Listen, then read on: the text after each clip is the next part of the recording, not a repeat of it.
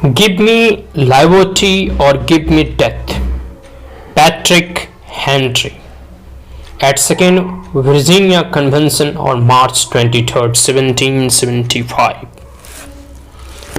Revolution was in the air. It was amid the mounting tension that lawyer politicians Patrick Henry sounded me of the most famous calls to arms in American history.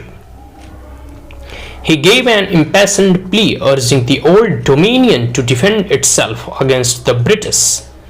Through his rousing words, he convinced the convention to pass a resolution delivering Virginian troops for the Revolutionary War. Mr. President, no man thinks more highly than I do of the patriotisms as well as abilities of the very worthy gentlemen who have just addressed the House, but different men often see the same subject in different lights, and therefore I hope it will not be thought disrespectful to those gentlemen if, entertaining as I do opinions of a character very opposite to theirs, and I shall speak forth my sentiments freely and without reserve. This is no time for ceremony. The question before the House is one of awful moment to this country. For my own part, I consider it as nothing less than a question of freedom or slavery, and in proposition to the magnitude of this subject ought to be the freedom of the debate. It is only in this way that we can hope to arrive at truth and fulfill the great responsibility which we hold to God and our country.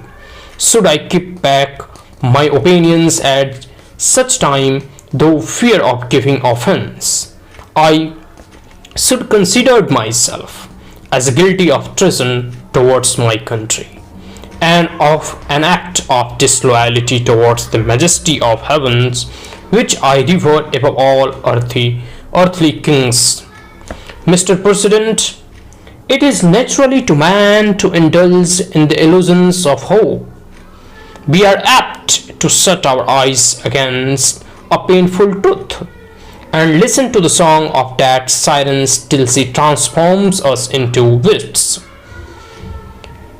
Is this the part of wise man, engaged in a great and arduous struggle for liberty? Are we disposed to be the number of those who, having eyes, see not, and having ears, hear not, and the things which so nearly concern their temporal salvations?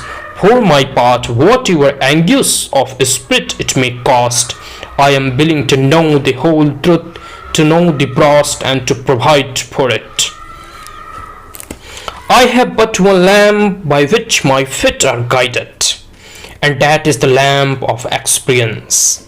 I know of no way of judging of the future but by the past, and judging by the past, I wish to know what there has been in the conduct of the British ministry for the last 10 years to justify those hopes with which gentlemen have been pleased to solace themselves and the House.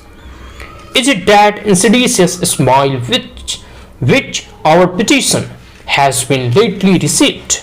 Trust it is not so. It will prove a snare to your feet. Suffer not yourself to be betrayed with a kiss.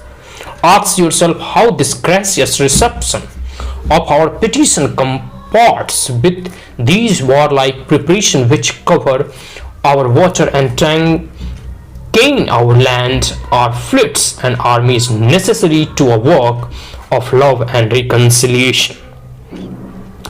Have we shown ourselves so unwilling to be reconciled that force must be called in to win back our love? Let us not deceive ourselves, sir. These are the implements of war and subjugation, the last arguments to which kings resort. I ask gentlemen, sir, what means this martial array? If its purpose be not to face us to submission, can gentlemen assign any other possible motive for it? Has Great Britain any enemies in this quarter of this world? to call for all this accumulation of navies and armies? No, sir, she has none. They are meant for us, they can be meant for no another. They are sent over to bind and write upon us those chains which the British ministry have been so long forging. And what have we to oppose to them? Shall we try argument? Sir, we have tried that for the last 10 years. Have we anything new to offer upon this subject? Nothing. We have held the subject up in the light of which it is capable, but it has been all in vain. Shall we resort to entreaty and humble supplications? What terms shall we find which have not been already exhausted? Let us not, I beseech you, sir, deceive ourselves. Sir, we have done everything that could be done to avert the storm which is now coming on. We have petitioned, we have remonstrated, we have supplicated, we have prostrated ourselves before the throne, and have implored its interposition to arrest the tyrannical hands of the ministry and parliament. Our petitions have been slighted. Our remonstrations have produced additional violence and insult. Our supplications have been disregarded, and we have been spurned with contempt from the foot of the throne. In vain, after these things may be indulged the fond hope of peace and reconciliation. There is no longer any room for hope. If we wish to be free, if we mean to preserve inviolate those inestimable privileges for which we have been so long contending, if we mean not basely to abandon the noble struggle in which we have been so contending, if we mean not basely to abandon the noble struggle in which we have been so long engaged, and which we have placed ourselves never to abandon until the glorious object of our contest shall be obtained. We must fight. I repeat it, sir, we must fight, and I appeal to arms and to the gods of hosts is all that is left us.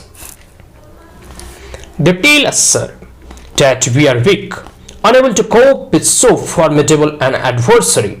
But when shall we be stronger? Will it be the next week or the next year? Will when we are totally disarmed, and when a British guard shall be stationed in every house?